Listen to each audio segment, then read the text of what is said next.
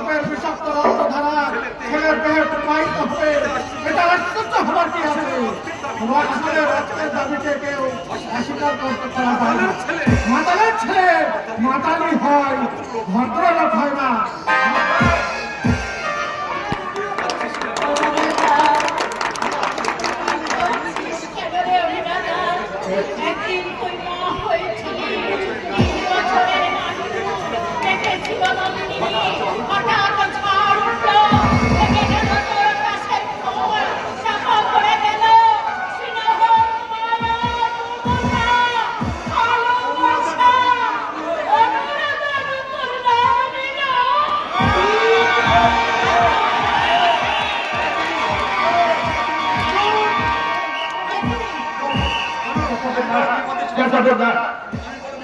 আমি বড় বিপদের সম্মুখীন হয়েছি, দয়া করে এই মুহূর্তে আমাকে একটা জায়গা দেখিয়ে দিন। আমি গরিব ঘড়ি লুকিয়ে বাঁচি। আর হাজিরি করছেন কেন? বলুন আমি কোথায় যাবো?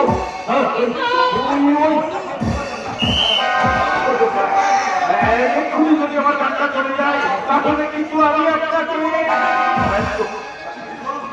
বলুন আমি কোথায় ঢোকাবো, কোথায় ঢোকাবো, আমি কোথায় ঢোকাবো?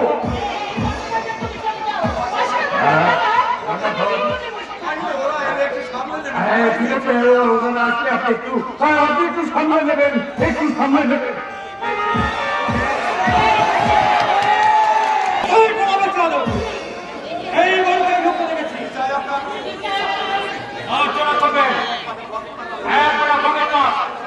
একটু আগে আপনার বাড়ি নিয়ে বাড়ি নামিয়ে করতে চাই, চাষ করতে চাই। আমি হচ্ছি কেনাটা খাওয়ার হচ্ছি অসময়টা। আমি কেনাটা থানার অফিসার অসময়টা, আমি অঞ্জুরকে নিঃশ্বাস করবো।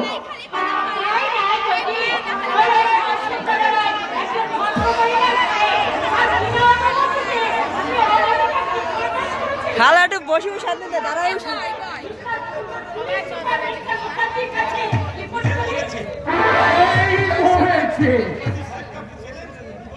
আপনি ওই গোঘাটি সাহেবকে এসেছেন নাকি? লাস্টের কাহিনী কিন্তু দেখলে হাসি শুধু।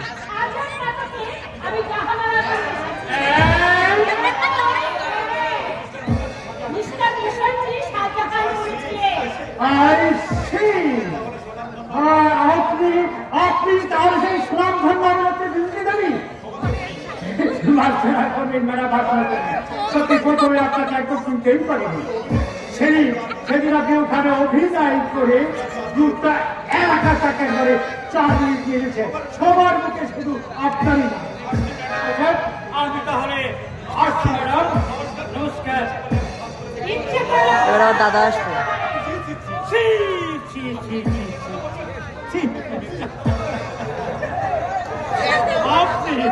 আপনি কি আমার সঙ্গে মিথ্যা কথা বলবেন? নিশ্চয়ই আমার দেখতে ভুল হয়েছে।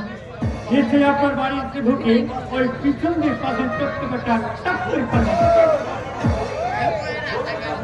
ধরতে পারলে বেটার বাপের নাম আমি ভুলিয়ে ফেলতাম। যাবে কোথায় মাস্টার?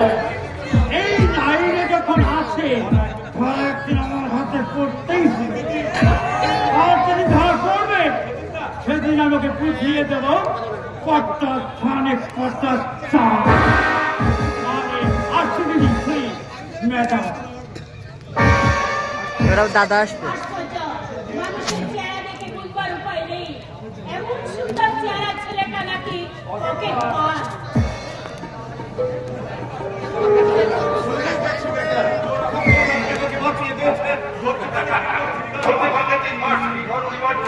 আর মার্কিন তো ভাও তাছাড়া পিস্তল উঠিয়ে দেখা যেভাবে আমার পিছু নিয়েছিল, একটা গুলি কই আমার আত্মারা না একেবারে খাঁচা খাড়া হয়ে যেত। প্রদীপ প্রদীপ কই নবীন প্রদীপ বাবা বেটা সত্যি থানা ছিলেন না পদ্মলোচন। আরে মা থাকলে কি এই দশা হয় আমার? বাবা গল্প করেছিলেন ছোট্টবেলায় নাকি আমার মা মারা গেছেন। আমি মানুষ হয়েছি বস্তির ছেলেদের সঙ্গে লেখাপড়া শিখেছিলাম। হঠাৎ একদিন কলেজ থেকে বাড়িয়েছি শুনি আমার বাবাকে পুলিশে ধরে নিয়ে গেছে। বেরিয়ে পড়লাম আমি পেটে ধরায়।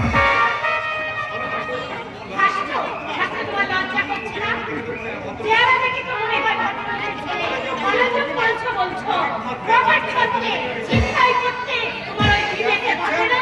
জ্ঞান দিচ্ছেন? দেখাও। ওরকম জ্ঞান অনেক মূল্যবান দিতে পারে, কিন্তু পেটের ভাত কেউ চুকাবে না।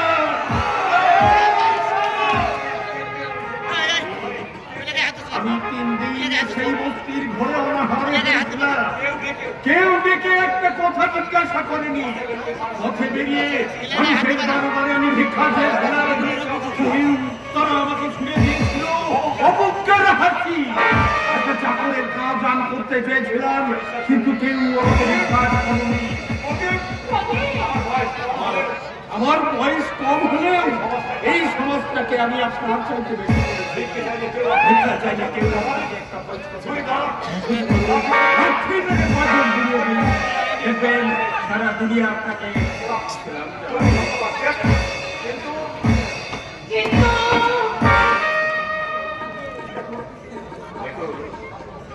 আপনি আমার মায়ের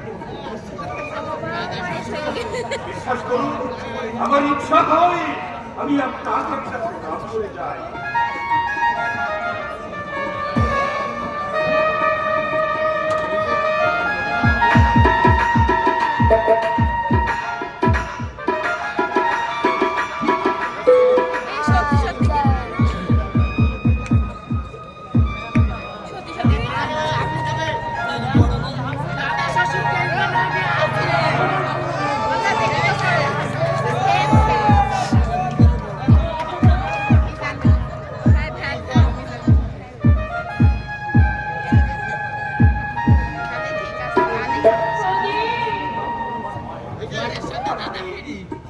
আপনি আমার মায়ের বন্ধু, বিশ্বাস করুন, ইচ্ছা করেই আমি এই নোংরা পথে নামিনি।